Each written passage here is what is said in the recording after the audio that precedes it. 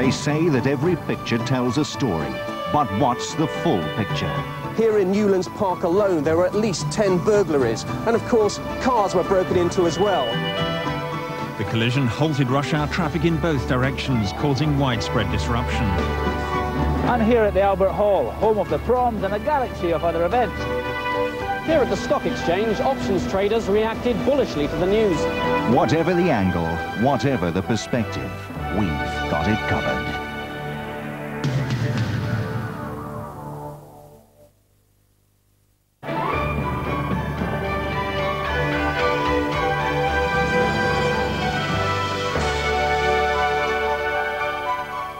And now Raymond Keane is back with a new series of World Chess.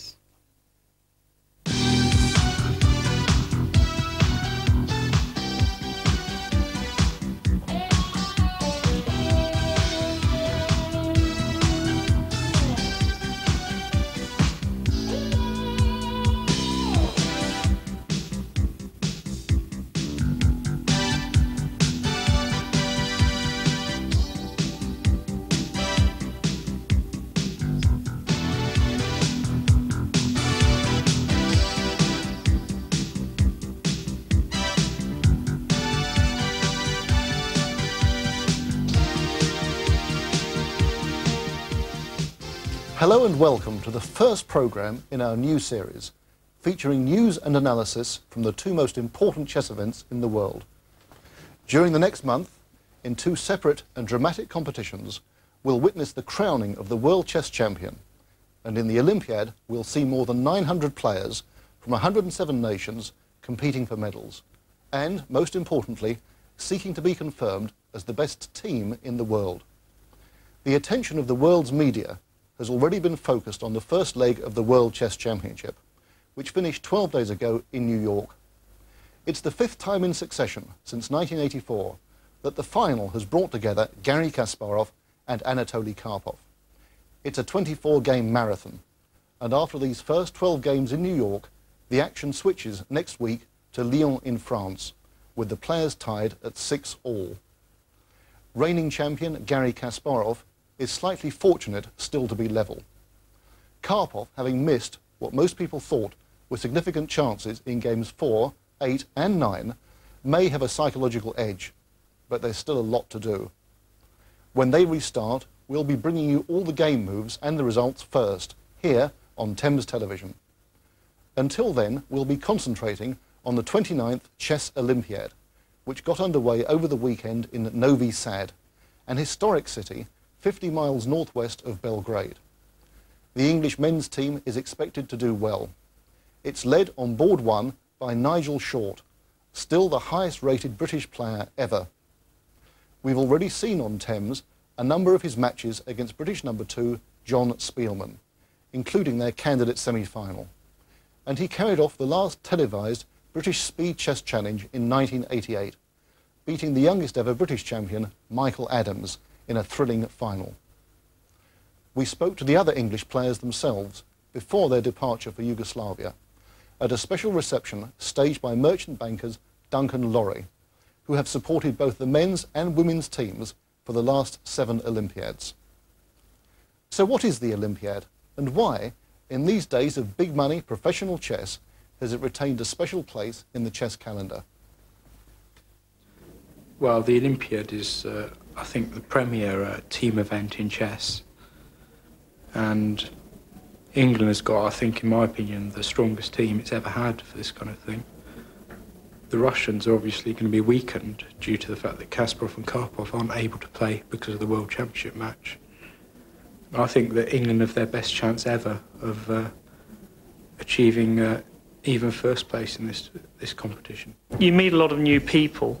You've got many, many different people from all over the world, and once every 2 years they all meet, and a lot of good chess is played. It's a very social event as well.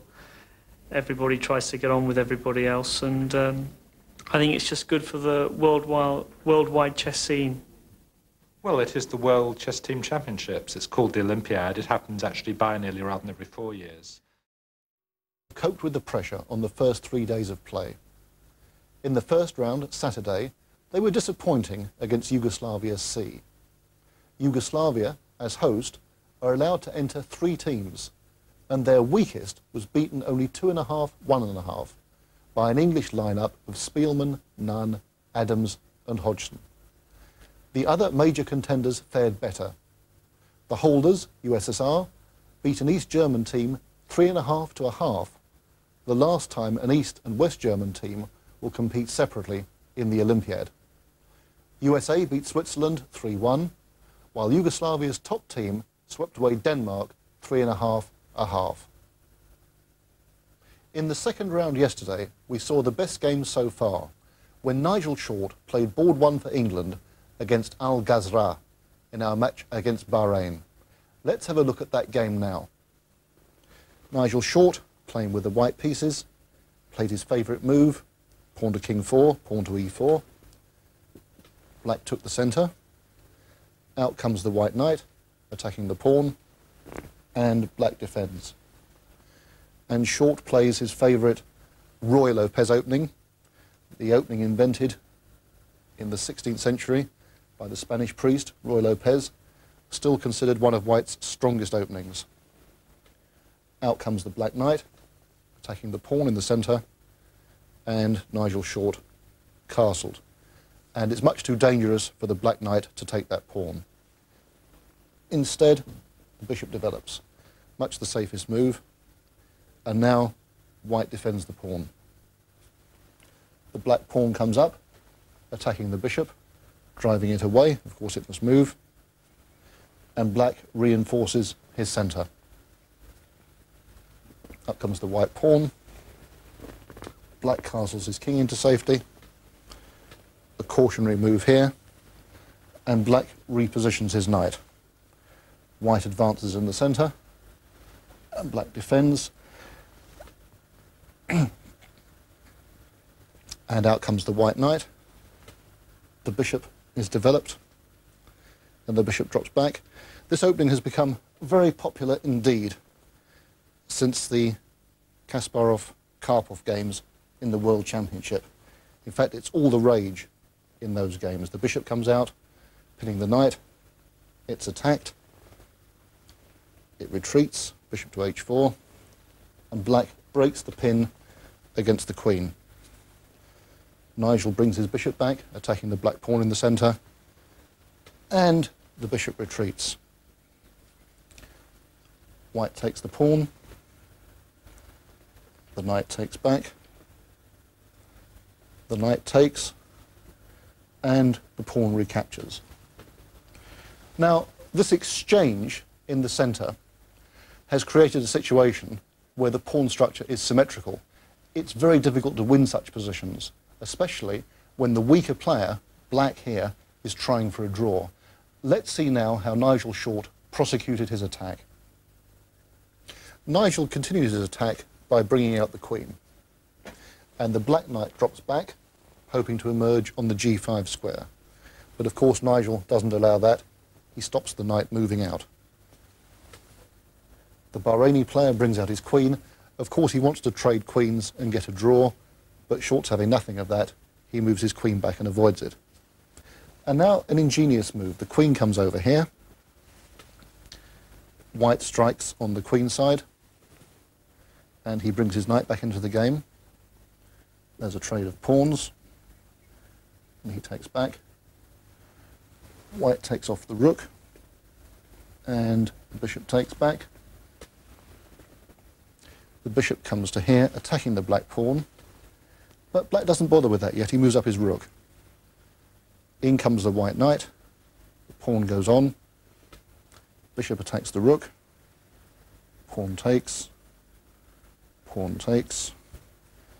and the rook comes here, knight here.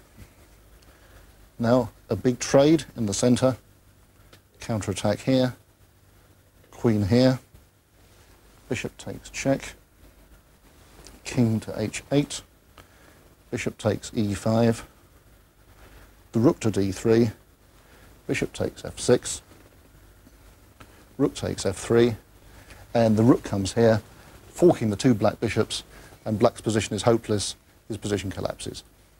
That was part of a whitewash against Bahrain. Other important results in the second round.